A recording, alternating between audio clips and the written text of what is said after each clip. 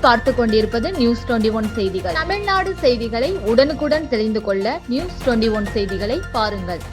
கிராம சபை கூட்டம். ராணிப்பேட்டை மாவட்டம் ஆற்காடு ஒன்றியம் ஆரப்பாக்கம் ஊராட்சியில் சிறப்பு கிராம சபை கூட்டம் நடைபெற்றது.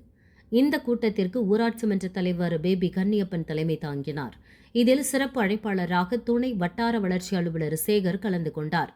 இதில் மின்விளக்கு வசதி, தண்ணீர் வசதி உள்ளிட்ட அடிப்படை வசதிகள் வேண்டி பொதுமக்கள் கோரிக்கை வைத்தனர். விரைவில் கோரிக்கையை நிறைவேற்றுவதாக தீர்மானம் நிறைவேற்றப்பட்டது. இதில் ஊராட்சி செயலர் திருமால் மற்றும் கிராம பொதுமக்கள் என ஏராளமானோர் கலந்து கொண்டனர். அதேபோல் ராணிப்பேட்டை மாவட்டம் ஆற்காடு ஒன்றியம் நந்தியாளன் ஊராட்சியில் கிராம சபை கூட்டம் கிராம சேவை மைய கட்டிடத்தில் நடைபெற்றது. இந்நிகழ்ச்சி ஊராட்சி மன்ற தலைவர் தேவி பூபாலன் தலைமை தாங்கினார்.